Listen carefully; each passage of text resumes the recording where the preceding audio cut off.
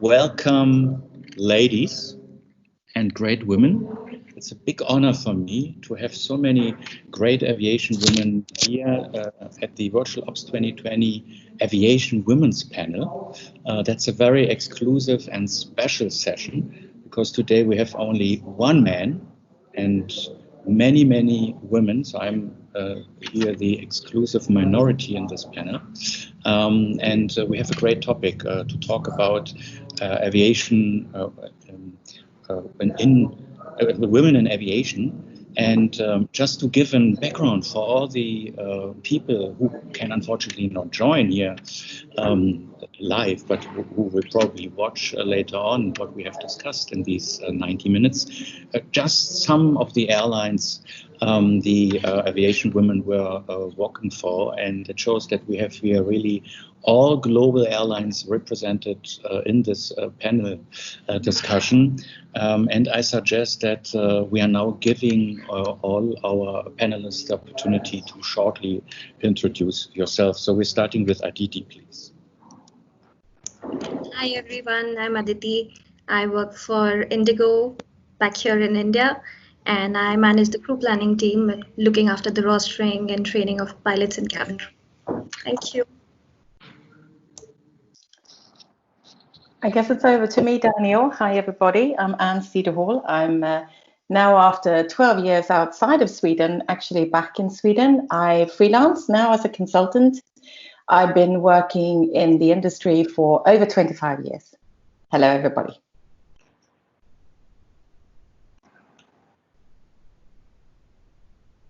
Anuja, you are next. So we go really like we are writing. Right.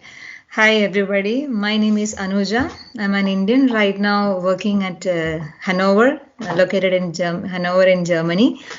I've been working in the IT industry for the past 18 years, and last 14 years I'm with IBS Software. And as part of that, I got the opportunity to work with the IT wing of various airlines like Qantas, Air France, KLM, and right now placed as a program manager for a leisure travel group, TUI, their airline operations wing, right now working as a program manager in Germany. Thank you.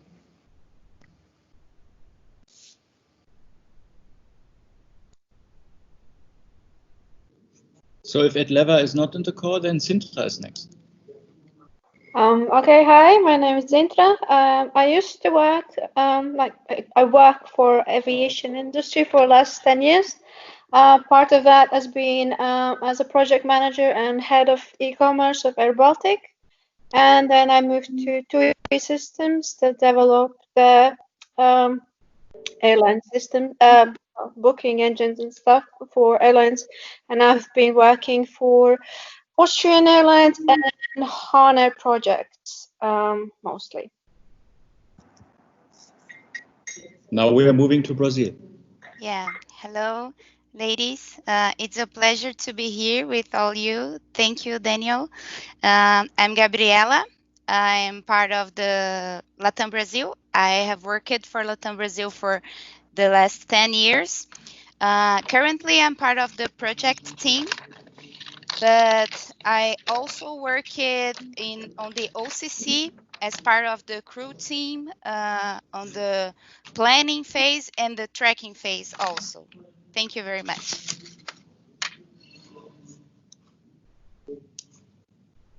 Now, Gayatri, it's your turn.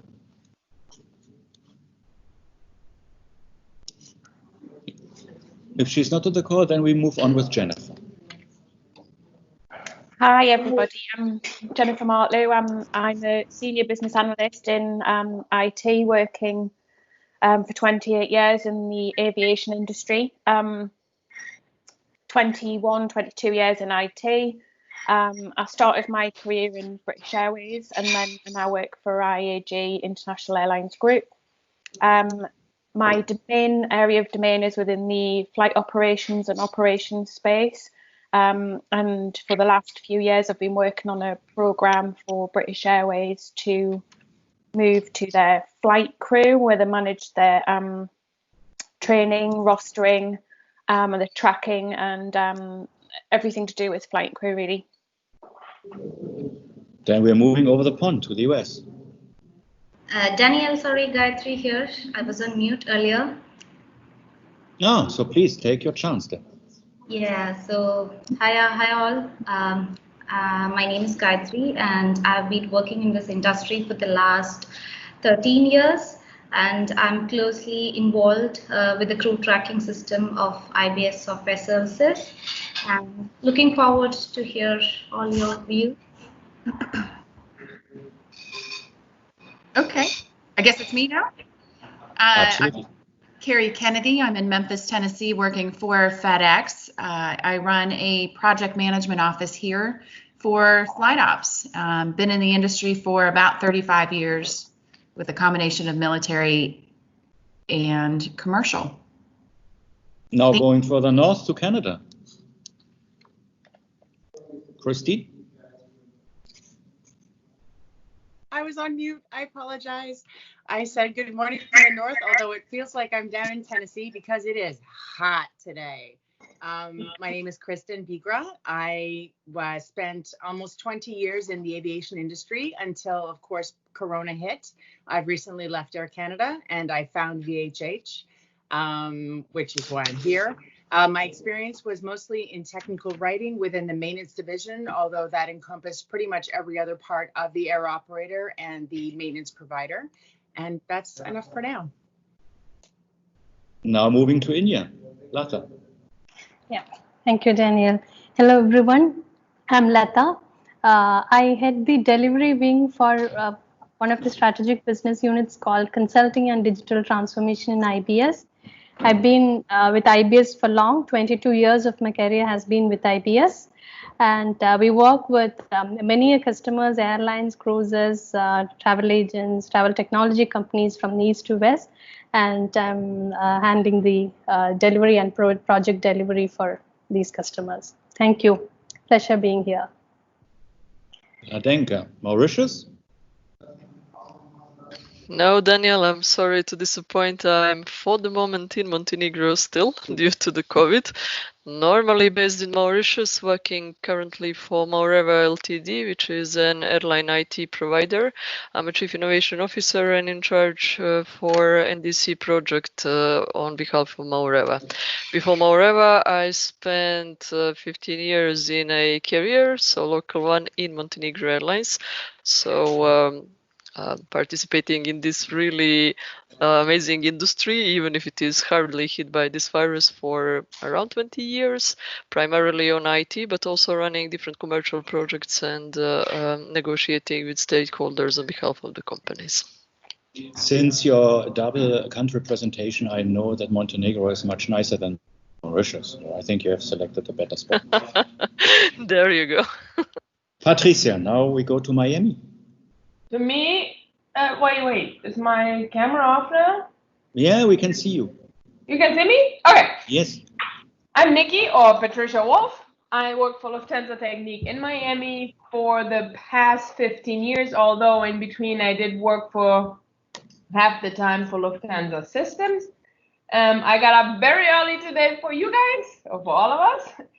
And I do mostly marketing and event coordination for our corporate sales team. So whatever comes in our way when it comes to conferences, organization, customers, events, that's me. Cool. Now we come to our female pilot from India, Priya. Hi guys, my name is Priya. Thanks for having me. I've been in the industry about 13 years, 10 of which I've spent with Indigo. I fly planes. That's it. Yeah.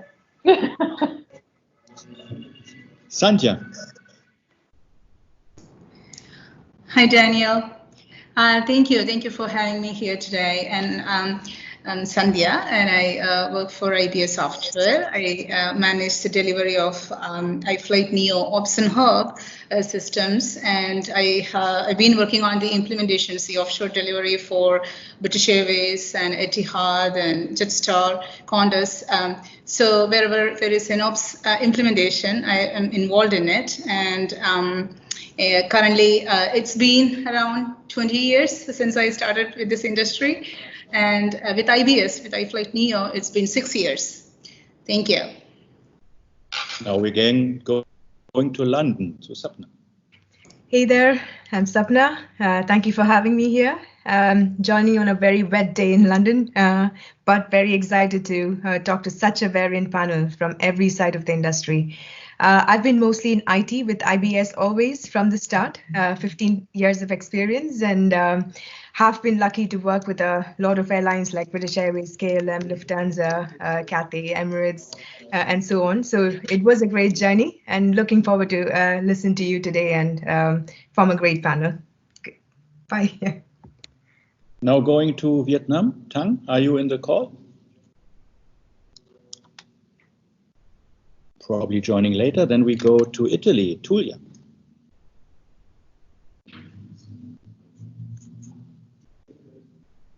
Then we move on to Ursula.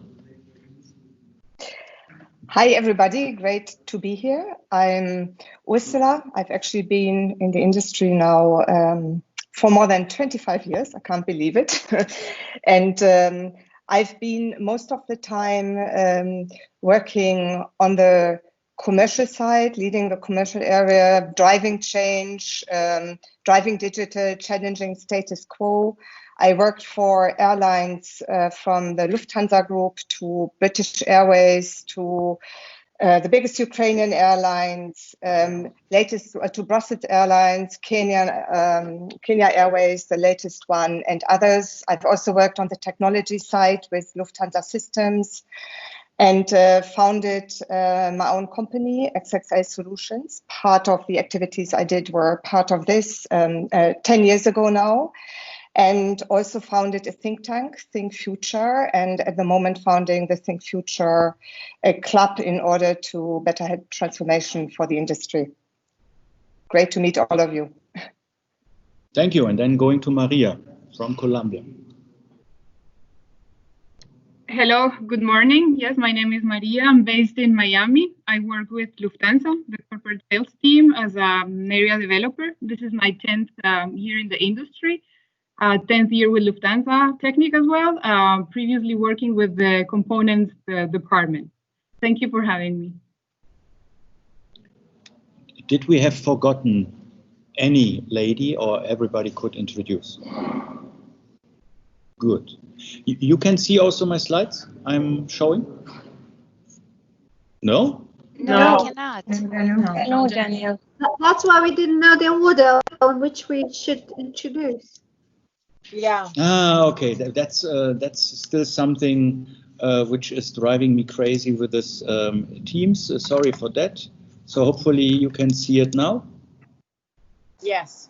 Good. Good. So just showing again the amount of expertise we have here. Usually you should never ask a woman about her age, but it would be, of course, interesting to know how many years of experience we have now here in this panel. Maybe 100, maybe 50. We will double check this and we'll provide the facts after the session. But preparing for the session, I was trying to understand why having so many great women in the industry, having rule of thumb, 50% of human beings on Earth are women, why there are only average in the industry 7% female pilots, why there are only 3 to 6%, depending from the statistics, airline executives. Why are even some airline CEOs believing a female CEO cannot manage such a role? I just want to understand what is really here the issue, and that's somehow now opening the path for the topics I like to discuss with you.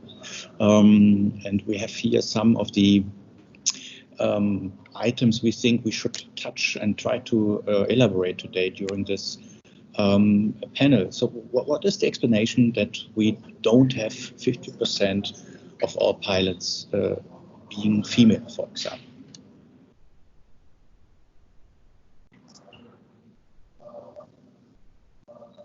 Open question. I'm throwing you the ball up in the air, and I hope you have an opinion on that.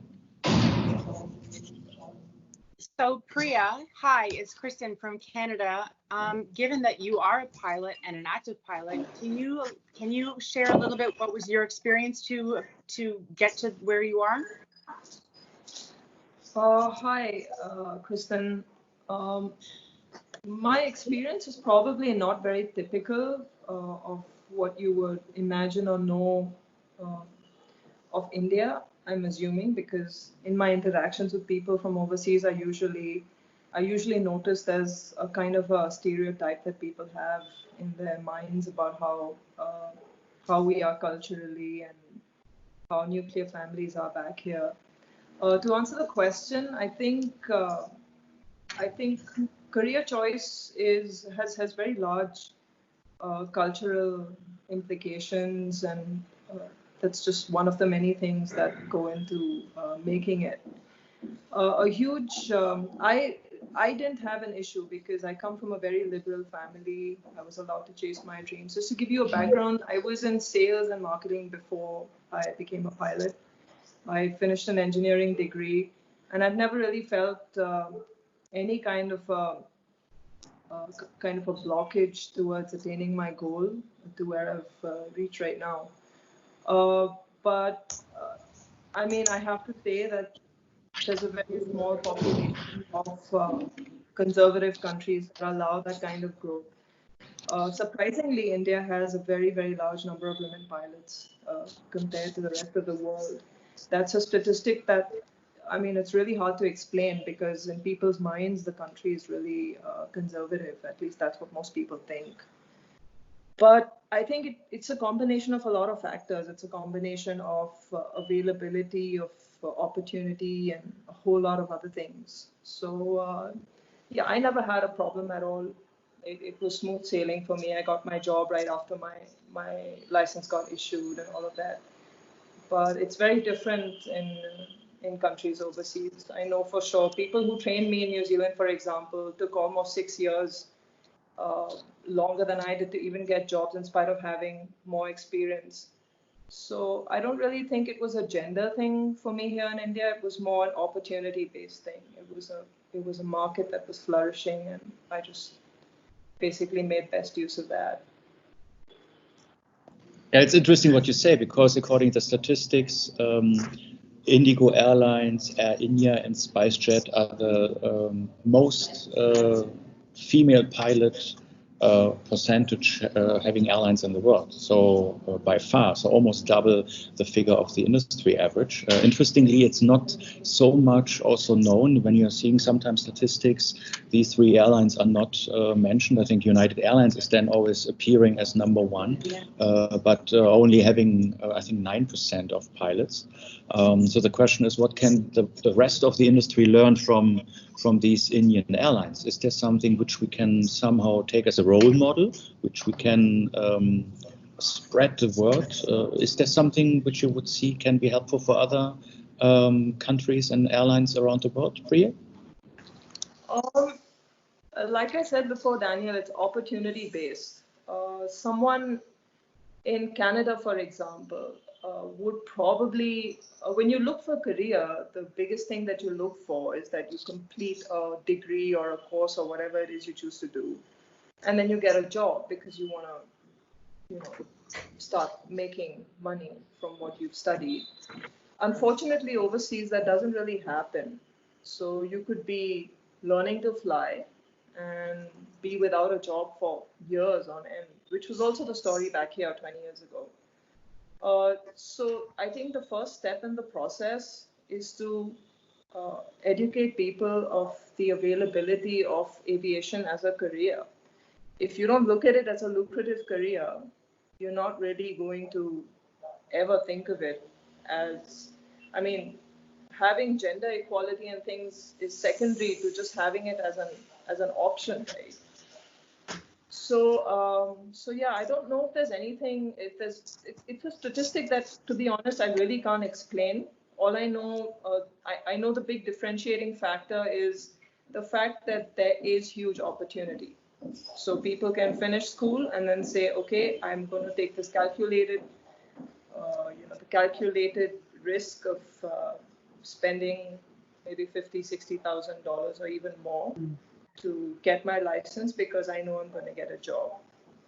And then comes the rest of it. There's no real recipe for this. I don't think, for example, India doesn't have any advertisement for pilots or any preferential quotas to have women on board. It's just happened the way it has. I don't think we've made a specific effort to that end. So to say that we can let airlines overseas in on some kind of secret or any of that, it's just so happened. I don't think there's a real reason for it. I also believe, if I may add to this, you mentioned stereotypes. I think stereotypes and institutionalized inequalities and politics are probably kind of the way education works, which are reasons for why women, I think not only with pilots, but also in many other jobs, apart from flight attendants, would actually not be present. And I remember I was, most of the time throughout my career, I was the only woman in the executive team. But whenever people asked, and I would say I work for an airline, they say, are you a flight attendant? It's such a stereotype that people still grow up with, I think, even today. And I think it plays a huge role maybe in even making women think about that they can actually do other roles. And I've seen how many, actually particularly women, without me even realizing, were suddenly, even now young students, I work a lot with students, were probably suddenly saying, wow, actually you showed me that I can do other things. And this is quite amazing, because it's still the case, I think, even today, and even in all kinds of different environments. Yeah, and there is also an unconscious bias coming in, like women cannot do certain kind of jobs. Maybe over the years, that is also getting slowly changed. Like if you take the different countries who kind of provide education to women, that's increasing. That gender reversal is happening. I think almost 100 countries, they have changed the kind of gender reversal for giving women education. But you consider the job stuff, it's way behind what is the expectation. Maybe like 4 or 5 countries has that gender reversal in place. So slowly it is changing, but not in the way or in the velocity that is required for the age. Yeah. And that's a very interesting point, actually, Anuja, what you raised. Also, what Priya was saying, there's definitely an opportunity, like around 800,000 more pilots required. There is a pilot shortage in the next 20 years. So it's probably the matter of not reaching out to the right audience and not giving them the right training opportunities.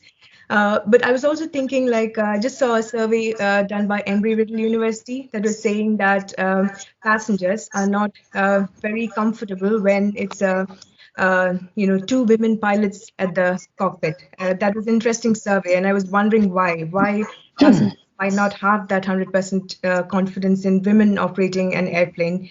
There was a Captain Schulz, if you remember the Southwest Airlines incident, where she safely landed the aircraft, and it seems when the people were going out of the aircraft, they were very surprised to see it was a women pilot who did that.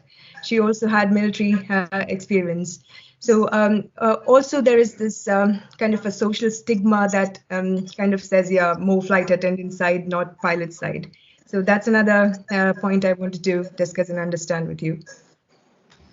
So going back to India for a moment, and can anybody tell me, because I have to say I'm ignorant in terms of how many operators are in India. Are there a very high number of commercial air operators in India that would allow for the fact that more pilots are required?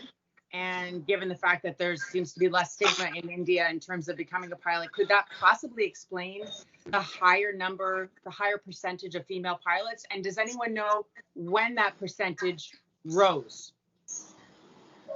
So I'll answer the first part of that, Kristen. So yeah, it was completely opportunity driven, like I said.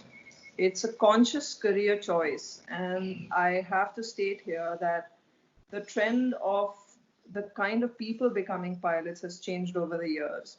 If you look at the people who become pilots 20, 30 years ago, they're hardcore aviators, passionate flyers. It wasn't a conscious career choice at that point in time. It is now, and it's opportunity driven. About the Sapna, I'll answer the part about the Southwest Airline safe landing and all of that. That is nothing but stereotypes. I mean, people have stereotyped. We've had an episode many years ago in one of the airlines here where people have chosen to get off the plane because they've seen two women pilots in the flight deck. They actually got off the plane once boarding was complete. And there's nothing, I hope it doesn't take many more safe landings and emergency situations for people to have a little more faith. But I mean, it's just stereotypes. I mean, there's nothing else to explain it. It's interesting. Just because Priya, in that point, this is Sandhya. Priya, in that point, so I think I read something about NASA doing a study on this, how women, women perform in long flights to space versus men. And it turns out men actually perform in shorter terms, for shorter time periods than women. Women actually have, more endurance skills. They perform better on a longer period. And they're actually saying, maybe the first person in Mars will be a woman and not a man, Nice. So it is, yes. It is actually because it's a longer thing, and they trust women in that flight. So that was nice to hear. But given that, think about commercial aviation, and you've been there. For me, it's just, and I'm an outsider, right? So I know, I read about the industry, I know, but I can never be in a pilot seat, right? So from the way that you see, have you come across situations where you think, okay, I could have handled that situation better than, you're talking to a man and he's a pilot, and you're thinking, I could have handled it better. Well, to be honest, Sandhya, you feel that more when you're not flying as captain. You feel it more on the right seat. So when the captain's doing something silly, right? So I don't have too many chances to feel that, because when you move left seat, you're basically the one making all the decisions. And it, unfortunately, even though I'm sure it irritates people on the right, you will voice something you're not okay with. It's just a natural process. Yeah. But yeah, so I'm sure a woman will go to Mars, but I assure you, if there were passengers on that spaceship or whatever, it would be a different story. Right. Because unfortunately, the same stereotyping and bias would kick in, and it's very complex. And unfortunately, it's not limited to a small population. It's limited. It's a bias that I think it's going to take generations, lots of generations, to get rid of it completely. It's just one of those things. I mean, but I could now also ask the same question, Sandhya, to you, Anuja and Sapna. Is it different to make a project with a female mindset, being a product manager with a female mindset, and being a program manager, being a woman? Is the way of approaching things also different? Yeah, a little bit different. We will bring in an empathy flavor to every team we are working with. So I think that is an aspect we would like to bring in everywhere when we are forming a team. So for that factor, I think it's always say that in leadership roles, ladies are proving much better than men. And have you experienced even a reaction like, let's say you were working with a peer who made already some other projects in the past, maybe with a female project manager, maybe with a male project manager, that you could really feel that he was happy to have again a female peer because he made maybe not a so efficient or nice experience with a male project manager? Always, Daniel. Even some of the customers also said that always working with lady managers is better. they handle things appropriately, they can multitask, so they feel the team's emotions and bring them together as a one single pack. So many times I have faced direct, I have got direct compliments from the customer regarding that, Daniel. Daniel, the multitasking part is very critical because we can juggle. I can tell you, we can juggle, and so and it has come in handy many a times. And when I feel like we don't want everything, or we don't see that everything is going to be in the happy flow. There will be glitches, and we will have to find alternate ways, and we will. I kind of feel like women handle those situations well as well, because they know things are going to go wrong, and I feel like they can adapt and take that alternate course and get where they want to be. It's multitasking is I've noticed that. Yeah. I think that's a nature thing. I mean, being a woman, you're supposed to be like, you take care of the family, you keep everything together, and you don't lose your head so fast. And that comes handy in your job life too. I mean, just to knowing that, to be more empathetic and breathe before you make decisions, to be able to put everything in one place rather than just by impulse make decisions and not think about what will happen with your kids and your other kid, and that's why I think it's am I listening there to some stereotype against men? What? No, not a stereotype. No, but I think it's also politic related. I mean, we're not going to talk about politics, but a woman is a mother, and when a woman has to send her son to war, they will think twice. A man will rather send This is why women think before. I think. I'm not saying you guys don't think. I believe that a woman makes decision based on a little or other factors rather than just out of impulse. So I think, Anne, you were first, then we have Jennifer, and then we have Sintra. I must say I've come across men who are extremely good at multitasking. I've come across those who are not. I've come across women who are good at multitasking and those who are not. And if I would just say 50-50.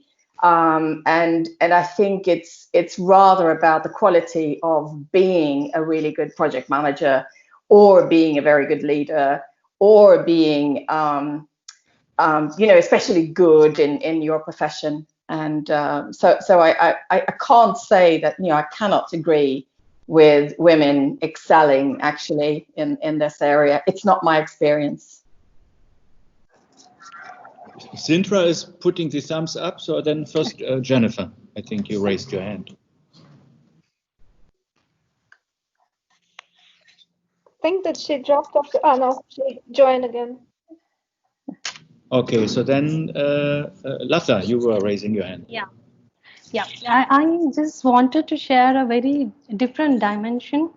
I come from the state of Kerala. I think at least 3 of the other colleagues of mine are here, which clocks 100% literacy, and where women empowerment is practiced in terms of education, job, many aspects. So what I personally experienced is at a certain stage when there was an opportunity to step into a leadership role.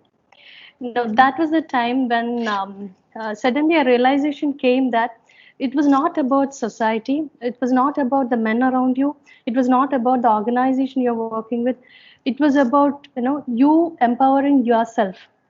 The thought of leadership that you want to see in a man is so ingrained and internalized in you, probably through generations, that you yourself don't see the personality in you to be fitting into a leadership role, taking decisions, the pressure of taking the right decisions, the impact of taking a wrong decision, you being able to inspire the people that you may be leading, balancing lots of things. When you come to the IT industry, in leadership roles, you are balancing many of things: the financial aspects, the business performance, your people, your customer. It is a multitasking within the organization. The other side of personal side is very different. So that realization that you have to empower yourself so that the people around you, the teams around you see a leader in you. That was the biggest realization I had. And because after a certain point in time, if you are a man or a woman, talent and merit and performance should speak. You can be given certain concessions because of a natural career break you may need in that life cycle. But other than that, once you assume a role, then only talent speaks and when only performance speaks. So that was a very important thing which I felt as a lady or a woman I had to practice and realize.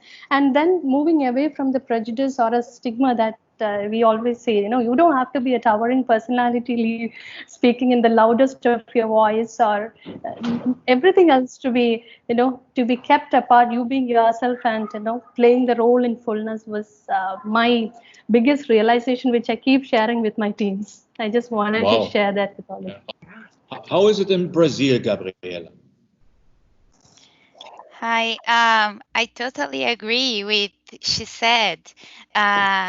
The most of part of my, I believe we have to make decisions, and the most of part of my career was in the airline industry, and till now I have never had a female direct leadership. So I have handled the difficulty to believe that I can reach a leadership position in the industry in which most of the leaders are men, at least here in Brazil. So Latam Brazil had a CEO woman during 6 years. She had a very inclusive and closer leadership. And when I saw a woman who reached that position, I feel proud of her. I want to know her trajectory. I want to support her because I feel like it is a victory for all of us because it is not an easy thing to reach it.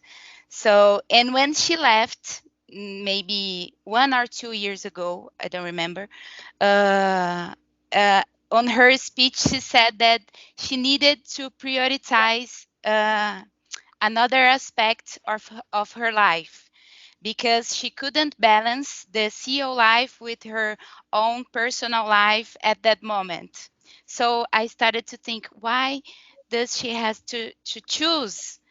Why we cannot share all those things in our jobs? So it's one thing that made me think about it. Wow.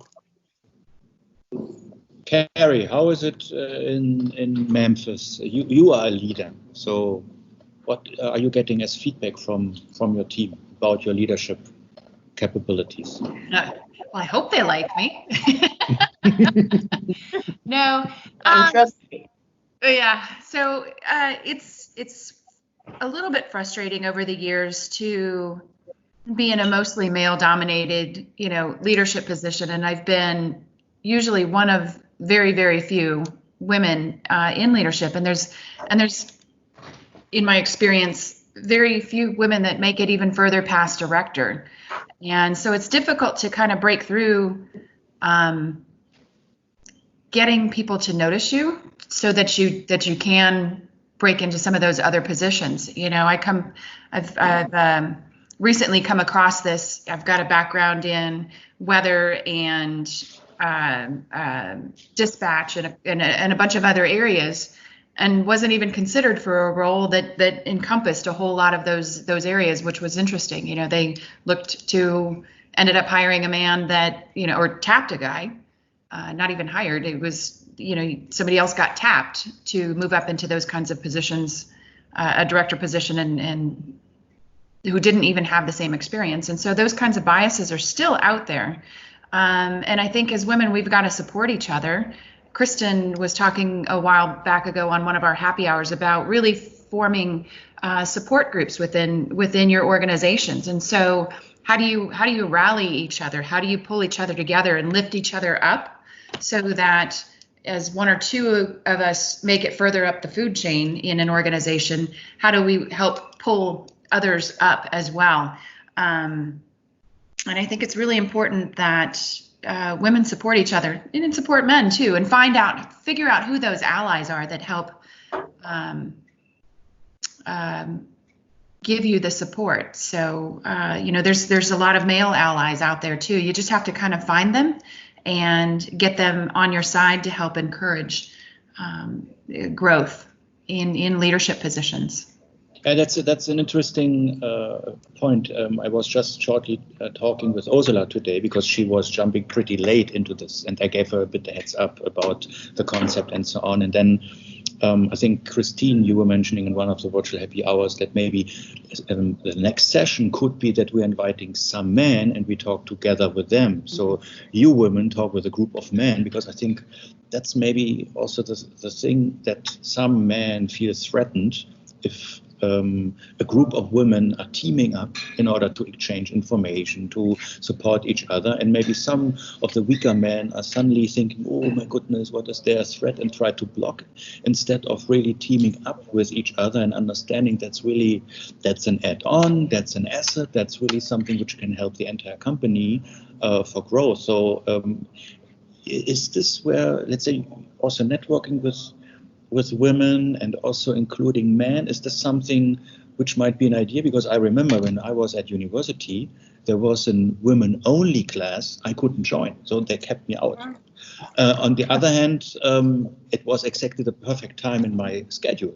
So I don't know, would this be possible to have a women's airline club, but having also men joining it?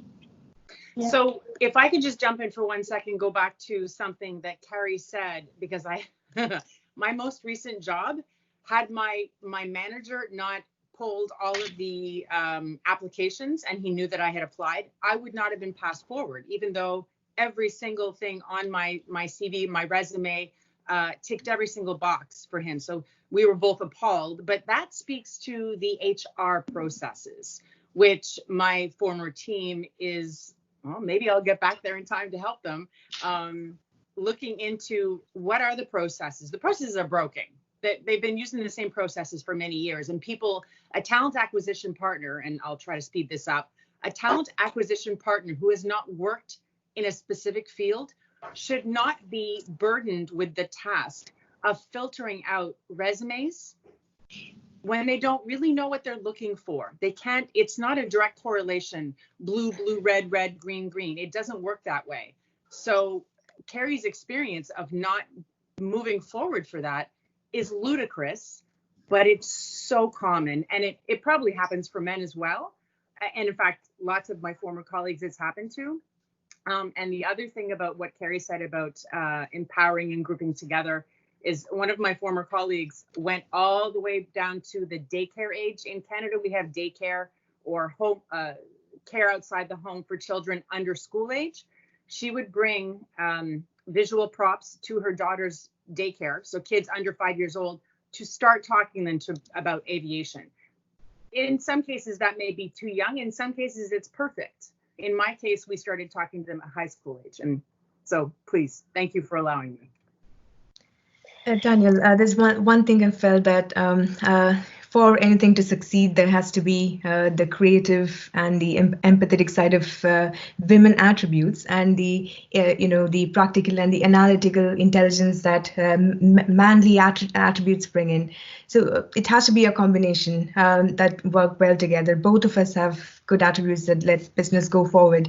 And one thing, it might sound kind of silly, but to me, a woman and a man is not actually the physical characteristics, it's a spirit.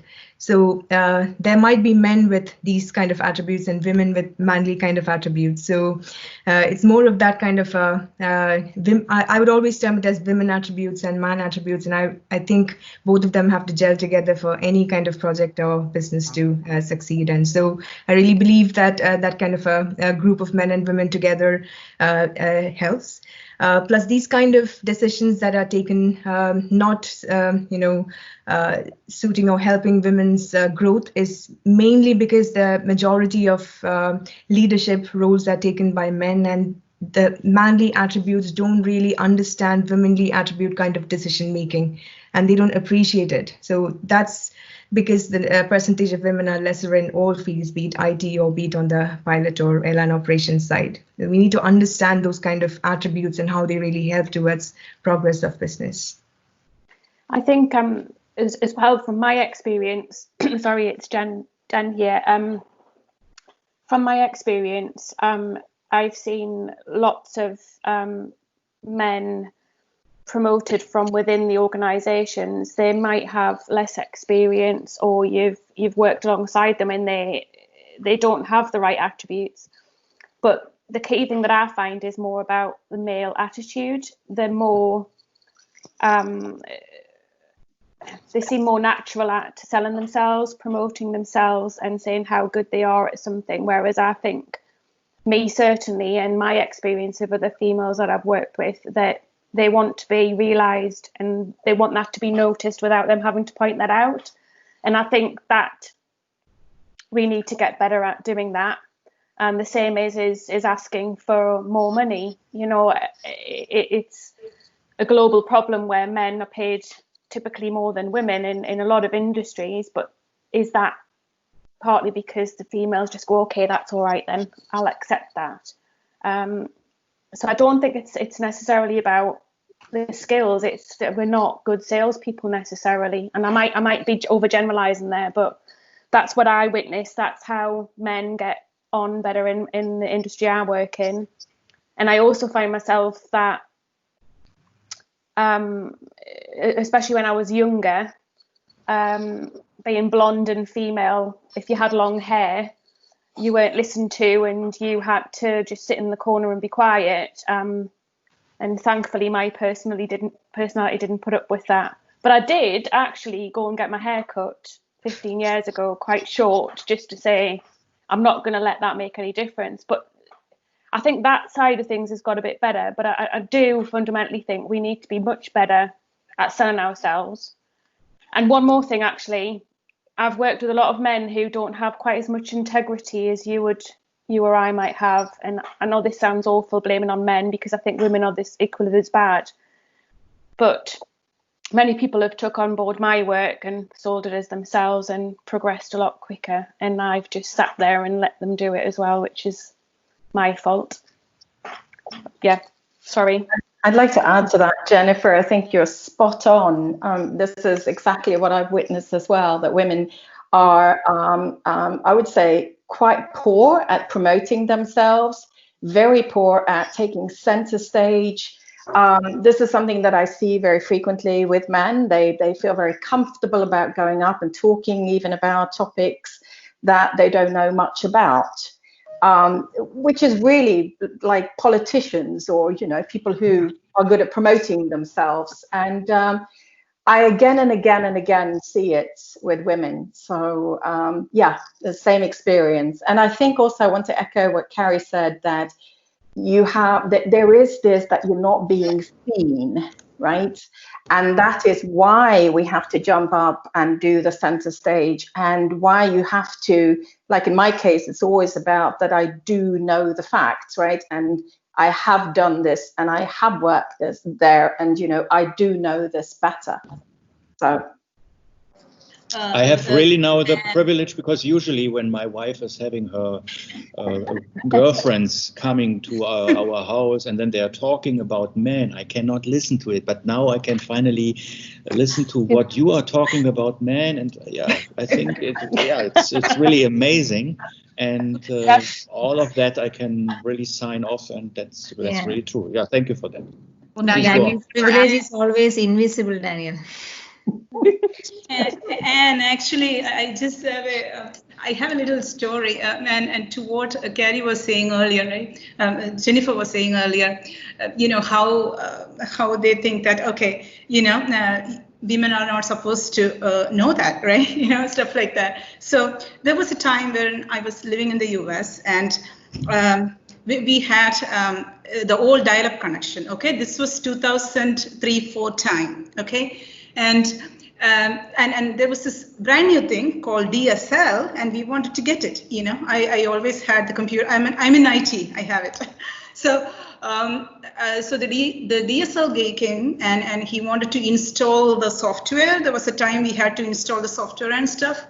So he was installing the software, and when he was about to leave, I said, hold on, I have Windows 2000 as well. You need to install in the other operating system.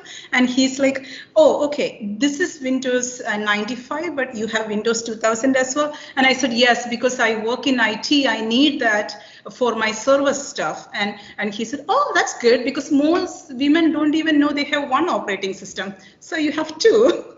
So it's that it's prejudice, and just looking down, I don't know, I was like, yeah. So I agree with that aspect. So there is a lot of that going on, that women can do, men can do, women can't do, and that kind of thing. But I do think there is a higher bar for females. Actually, I wanted to mention that when Lata was speaking earlier, and because I do think personally there is a higher bar, and women have to work a little harder than men to get the same output. I don't know what this forum thinks in general of that, but it's just my perception. Gayatri had put up her hand earlier. Yeah. Hi. Yes, Sandhya, I would agree with you in saying that women do have to work a bit harder in actually getting things, the same level. And one thing, the time I put up my hand was when Jennifer was saying about the pay difference between men and women. And yes, that is something significant that I would like to know everyone's opinion, because I have felt that you would be doing the same job, you'd be putting in the same hours, but still, if you look up on an offer that's put to a man and a woman, there could be difference in that, even if exactly the same profile. And I don't know why. Is it because it's being put forward by a man? Whoever is giving that offer is a man. I don't know, is that the reason? Or is it because that generally people think that women can't perform? So we know as a group that women can multitask, women has their own qualities, but is it that the world thinks that women are not worthy enough to be paid equal to men? But that's more of a serious topic, I think, and it exists in every part of the world. So why that difference?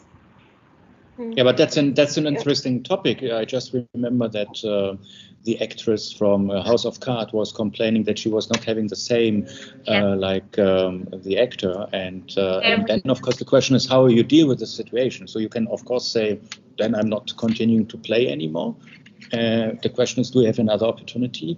Or as it was mentioned earlier, men are better to speak up and to pretend that they're... So that's then a thing. Are women then easier accepting it because they try to seek for harmony instead of the confrontation? Is this exactly what men have to learn, that if you say, hey, no, I want to have more, and if you're not giving me what I'm deserving, then I'm not doing this job? I think that's maybe something where sometimes women are more defensive, and that's where then maybe the mean men are benefiting from it with the thinking, oh, I'm saving some costs for the company, I get a bonus for it because I have achieved the target.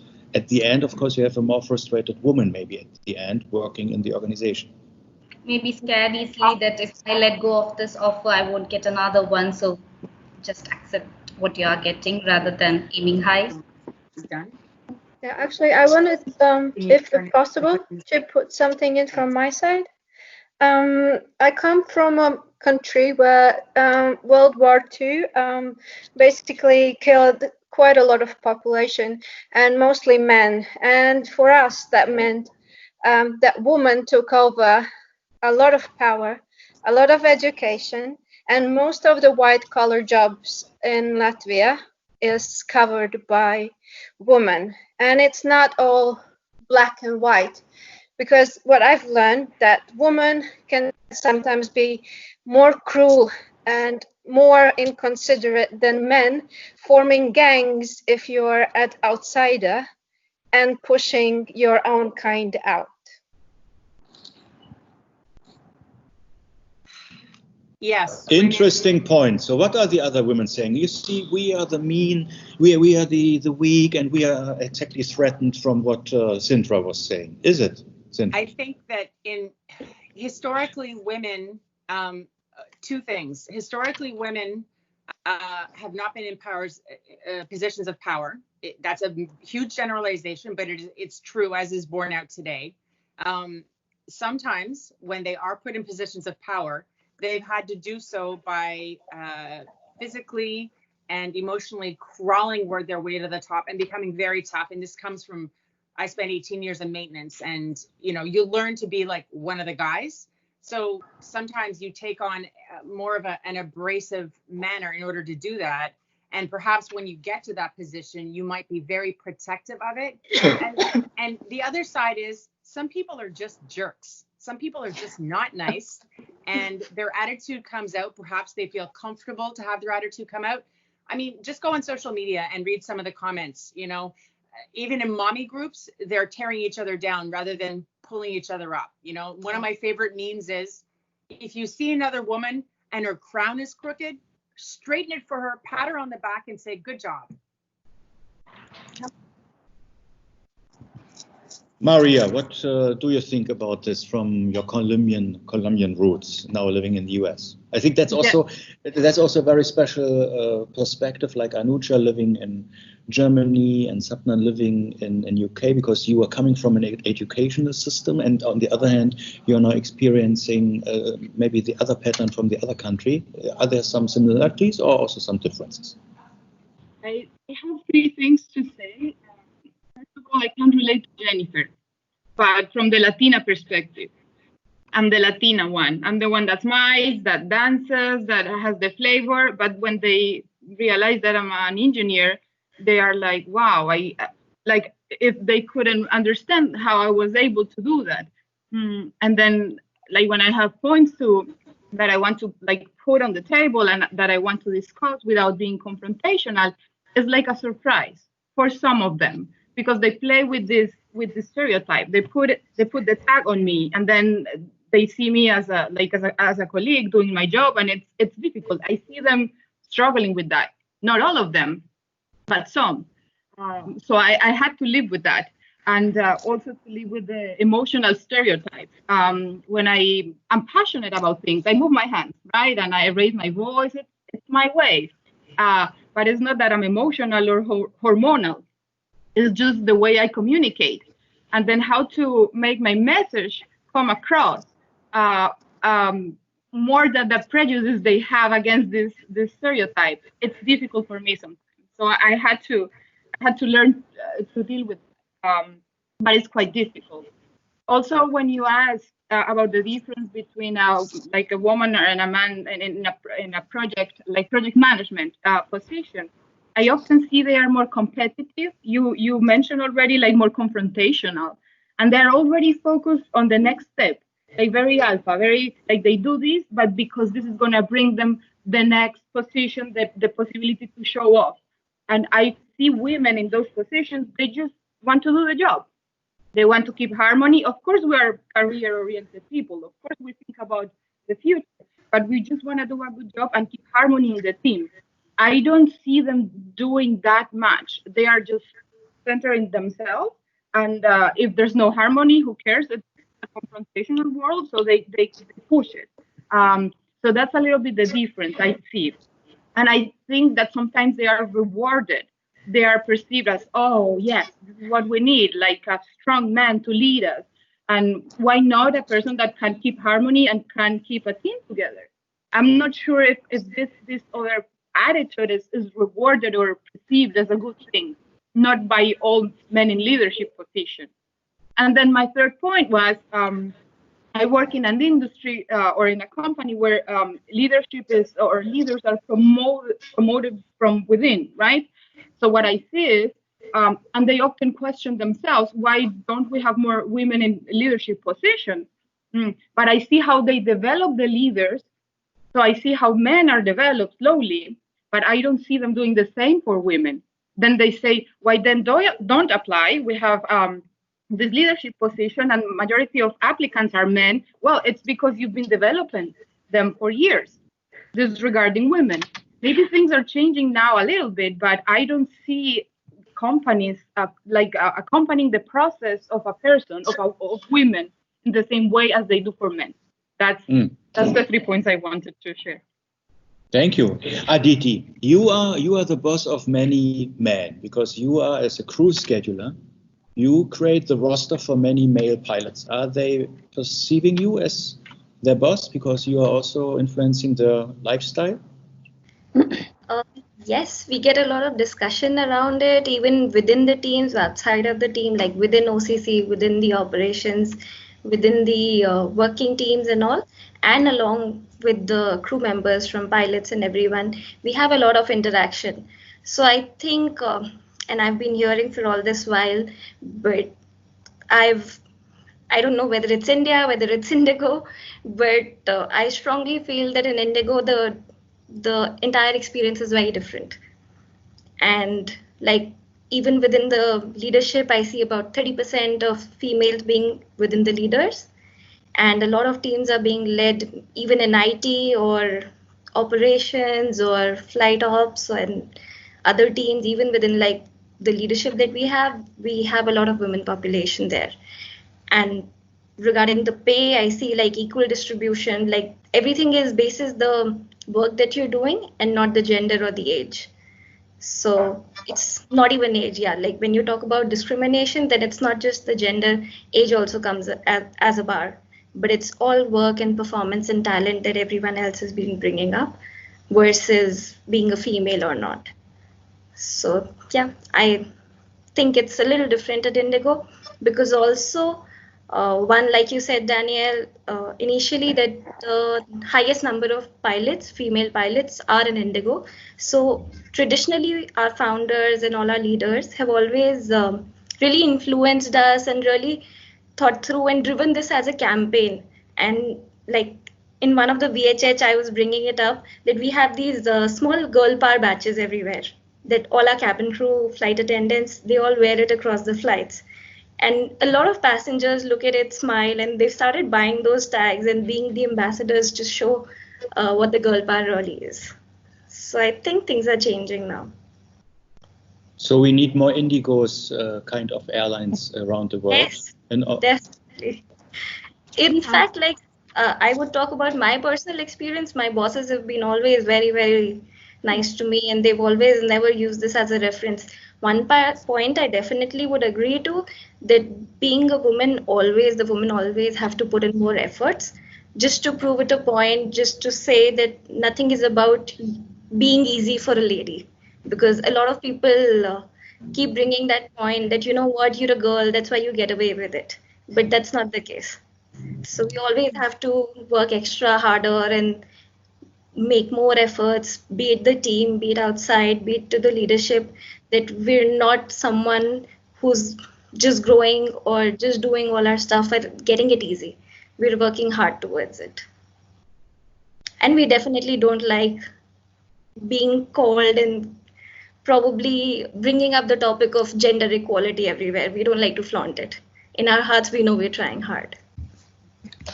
Wow, amazing. Does anyone know how much of the commercial pilots come from military, actually?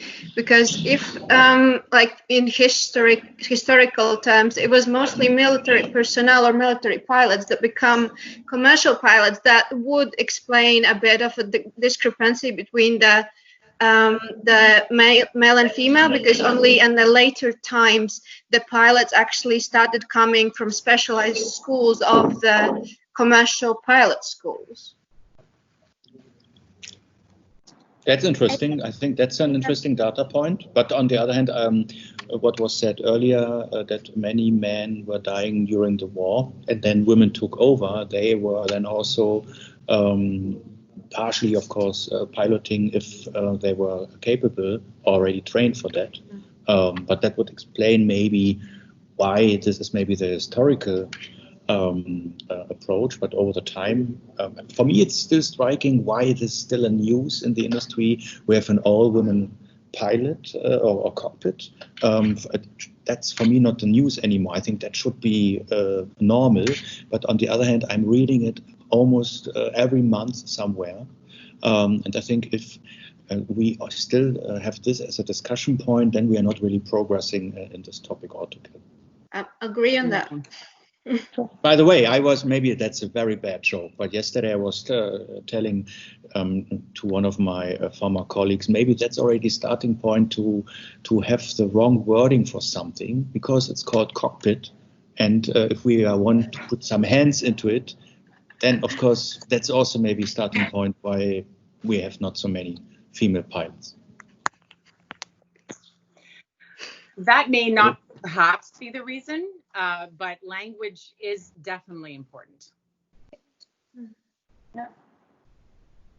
Yeah, I was also reading that the majority of pilot trainers are also male, and then if the female is making a mistake, it's more negatively judged than a male is making the same mistake. So again, just repeating what was said earlier, that women always have to do more in order to be compared on the same level like men, and that's maybe we need more female trainers and check pilots to get the pilots up in the air. But on the other hand, also when I'm remembering where I'm primarily working with a female in an airline, I think many crew planners are female, because they were earlier maybe flight attendants, where in the ops control I more recall to have primarily men. But on the other hand, one of the most efficient airline in the world, Ryanair, I remember 2 ops controller female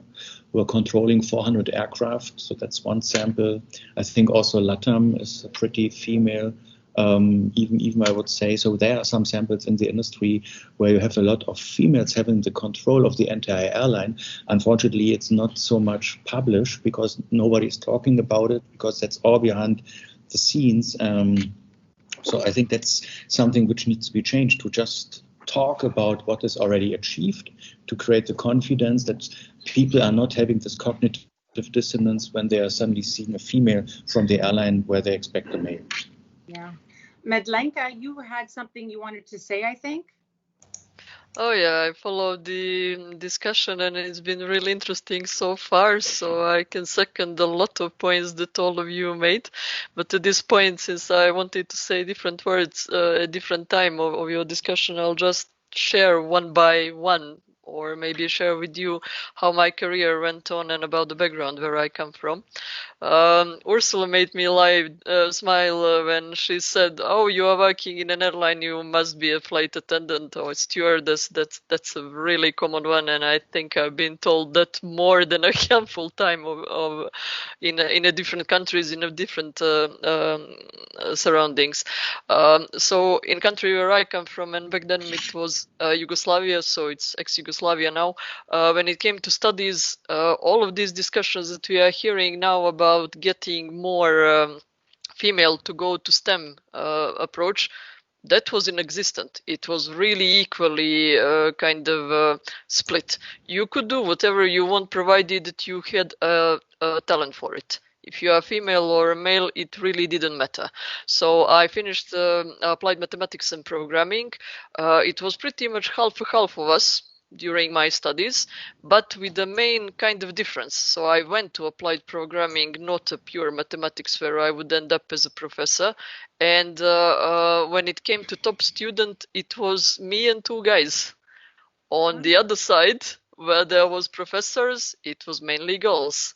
So what happened towards this point, when we started to choose our careers, I went to IT and IT engineering and programming, and I was pretty much the only one from my my generation.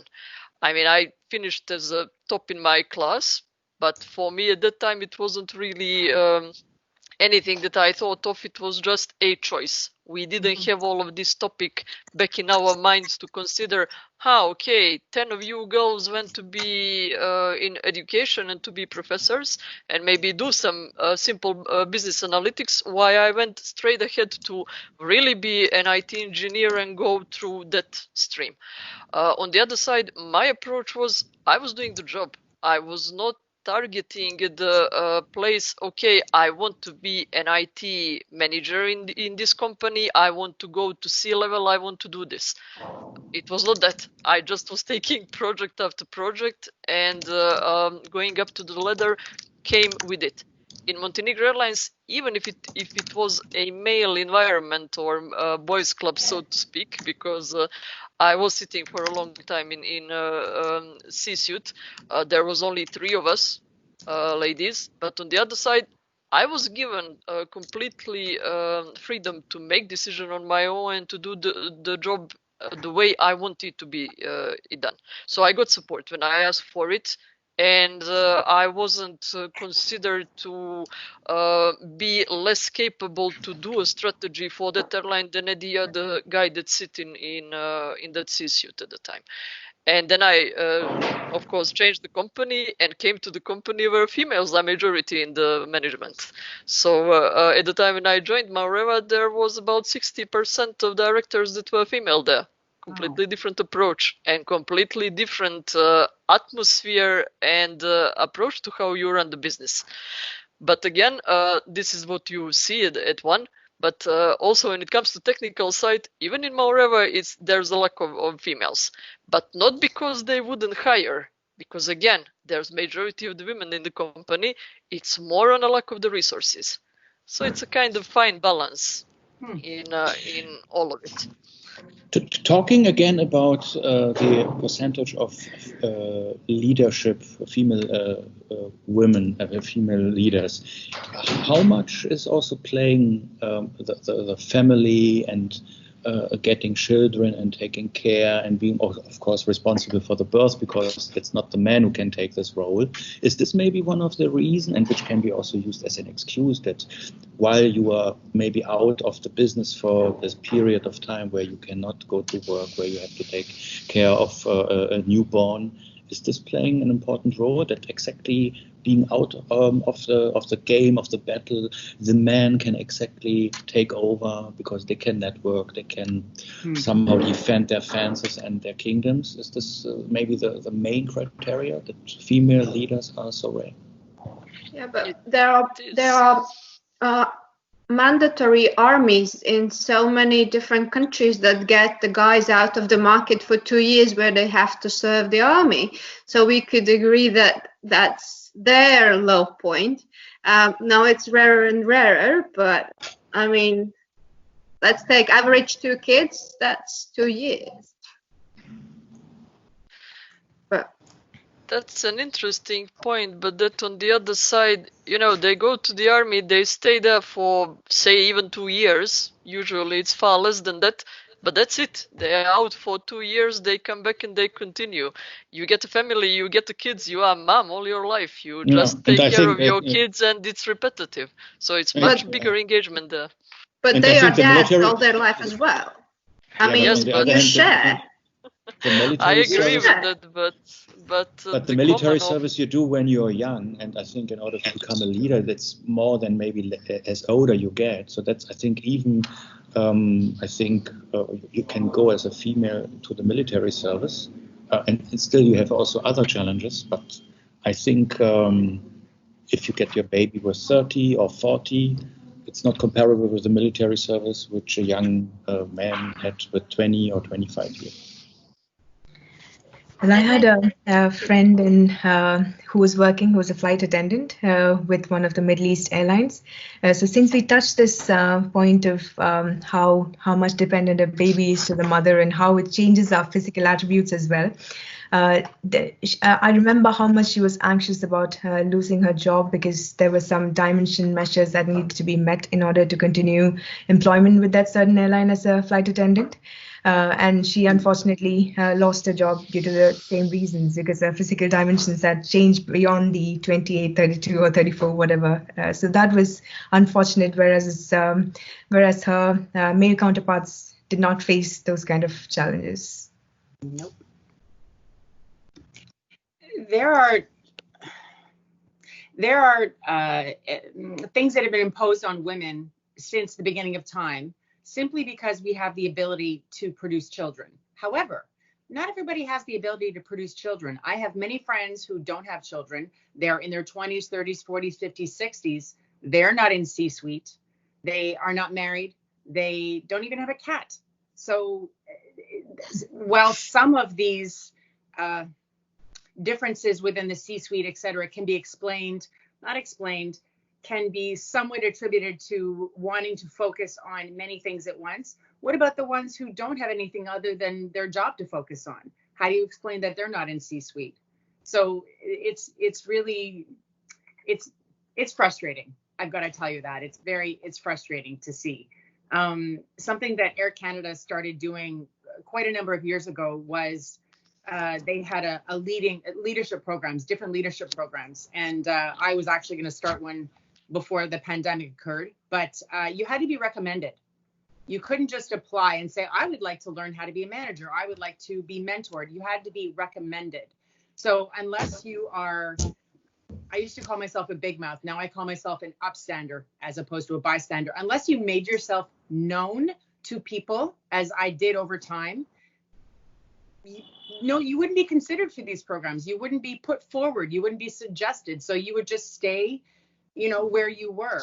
So and based on some of the things I've heard from other people on the panel, it sounds like this is a common experience in every country in the world, with the exception of perhaps Latvia and India, where I'm flabbergasted that that's going on. And perhaps we could do, I don't know, a panel with Indigo and pull information out of them. And Maria, I speak with my hands too, because it makes people remember me. But I think there's a few people that had their hands raised and perhaps didn't have a chance to make their points. But that just gives me the idea, maybe we should have a virtual happy hour 7.0, which is a spin-off of the 3.0, that we are not making a country presentation just about the country, but being a woman in that country. And then Aditi can explain what does it mean to be a female Indian and all this stuff. And then Sintra is repeating her 36 letters from the Baltic perspective. Maybe that's something we can discuss. Well, I'd like to do this again, that's for sure, because this is going way too quickly. So please. I just wanted to make. Sure, go ahead. Yeah. Please, Yeah. go ahead. I think what Christine was saying, I think very valid actually. I think like what I mentioned earlier, constraints will be there, and these are there. I mean, you can't deny it.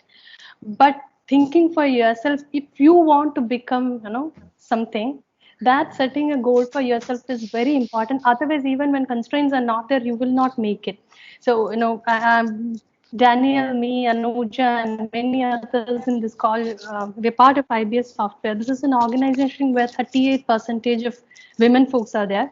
Out of our 3,000 plus employees, 38% are women.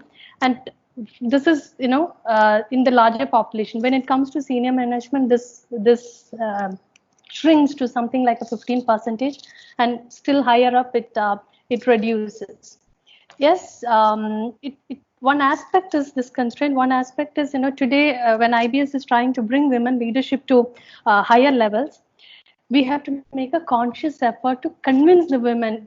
Believe me, it is convince the women, make them believe, to find time to come for initiatives or to come into a mentorship.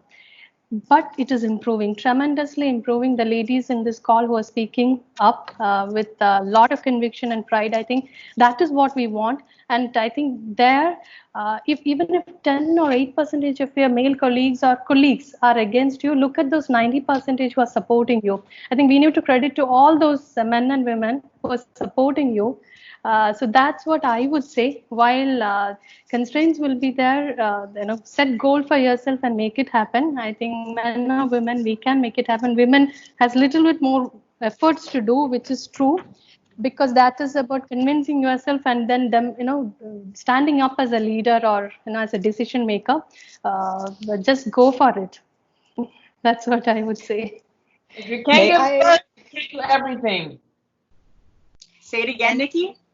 I believe if you women, I mean, I don't have kids, I'm not planning to, but if you can give birth, you can manage everything. Yeah.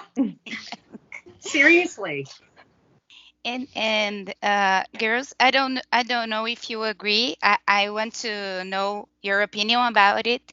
But I believe that we need to valorize when the recognition or when a man valorize our space, even if it is at work or in a places like that. I don't know, but on my reality, it's not a common thing. When a man give us space or give us a place to talk. So I remember now a story. The day that I met Daniel, I was invited to a place and some guy said me I shouldn't go because I didn't speak very good. So I felt like discretized. I think that's the word. And I thought I given up. I should go home and that's okay. But I didn't. And when I came to the place, I sit down beside Daniel. And through him, I'm here with all of you. So I won't give up, never.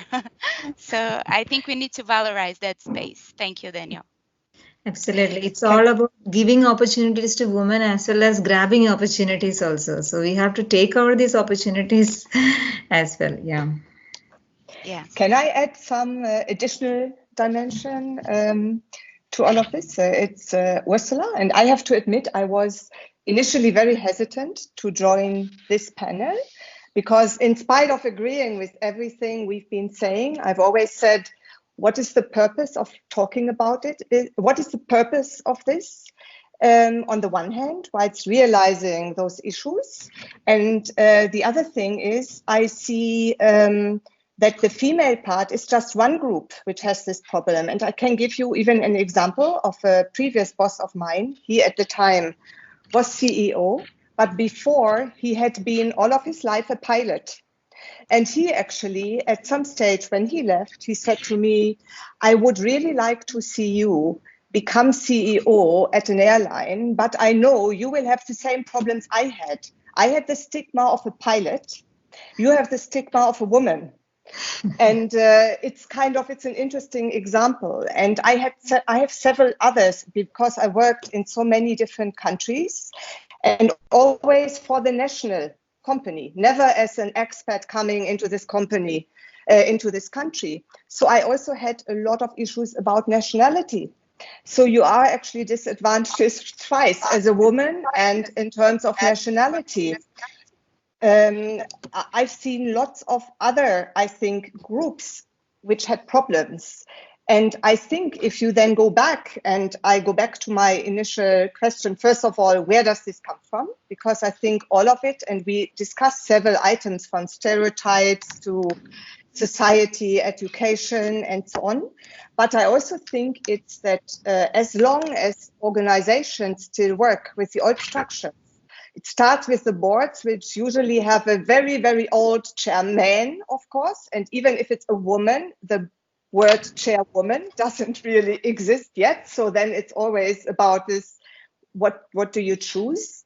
But it's also still all of the governances in the most, and this is not only for aviation, are still very much set up for this old world of hierarchy of power that all of you were mentioned before.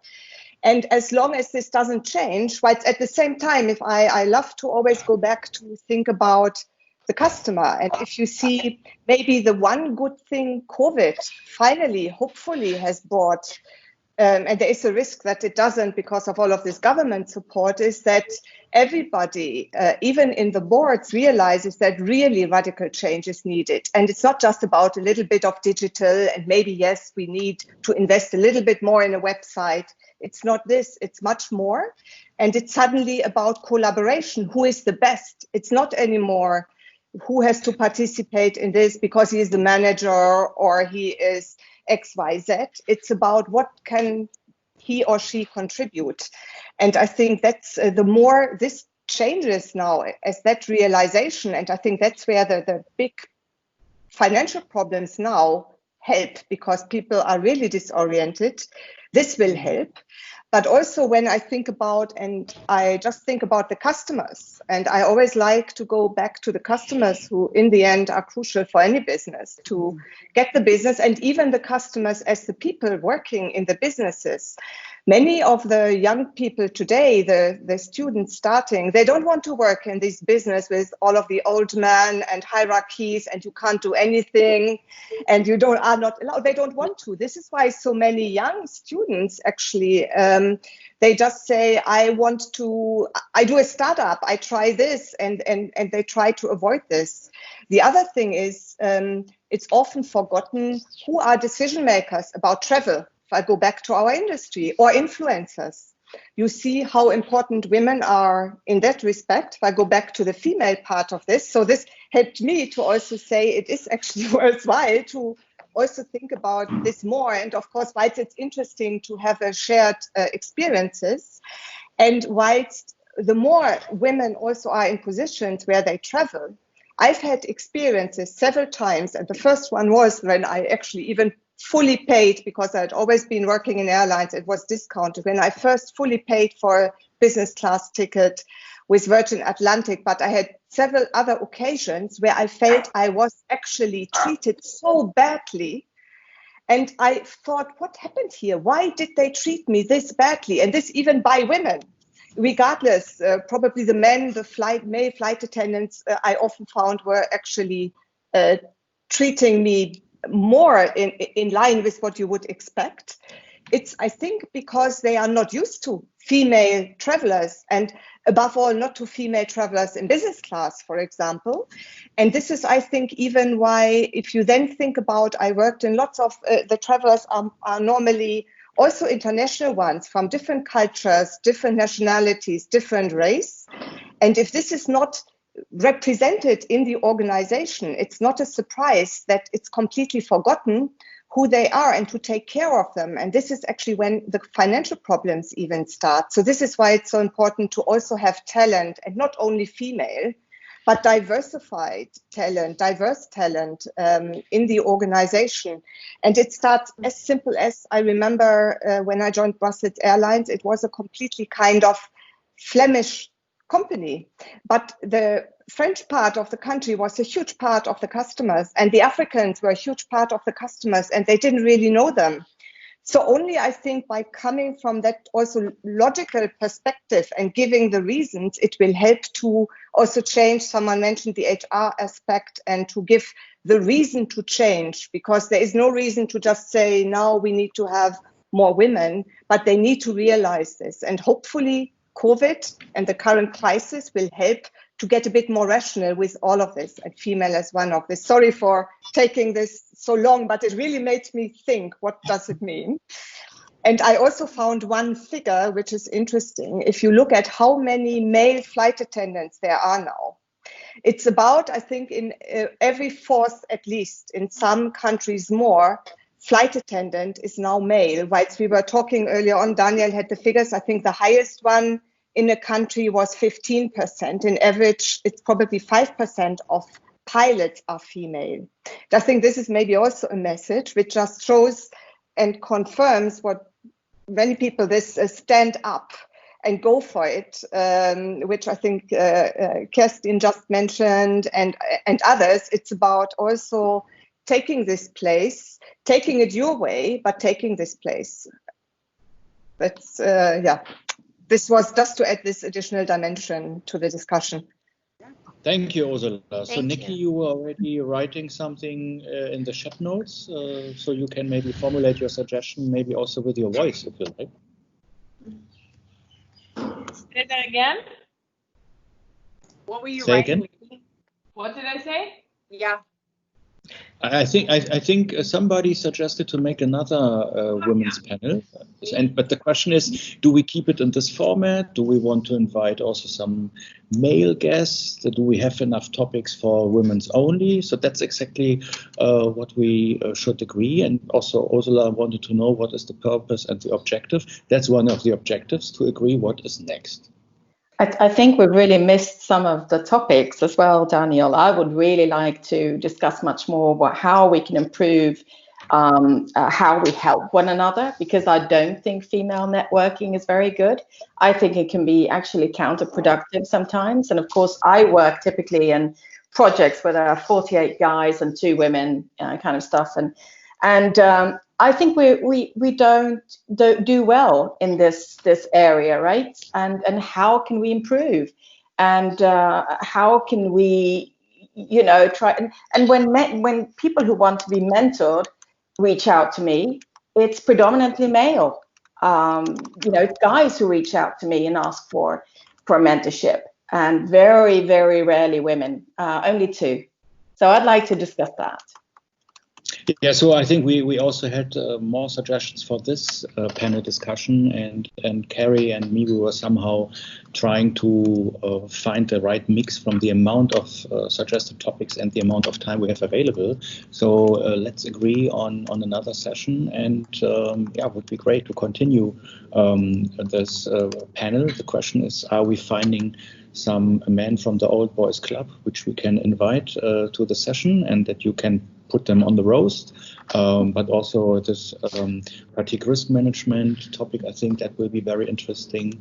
And also I think Lassa can also maybe explain more what IBS, but also she is doing in order to empower women in IT. I think we have plenty of topics. So yeah, I would be happy to accommodate this. I think I was really amazed from this presentation. Also, thank you to Carrie, who helped me to connect with you and to get some more information from all the women. And I think if you are spreading the word and you like to invite more ladies, then maybe we can also widen the list of airlines we are then kind of representing in terms of experience. So I really have to thank you for all your great contribution, for the energy and the spirit. And I hope that some of you will also join the Virtual Happy Hour series, because then you don't have to wait too long that we are all coming together again, because you can select the dates for the upcoming Virtual Happy Hours at your convenience. And then, yeah, would be great to have you soon again. Thank you very much. I was very, very much nervous. Now I'm a little bit more calmer, and you were very nice, also to the only man in this panel discussion. Thank you for that. Thank you. Thank you. Thank you, Daniel. Thank you. Thank you. Very much. Thank you. Thank you. Bye. Thank you. Bye-bye.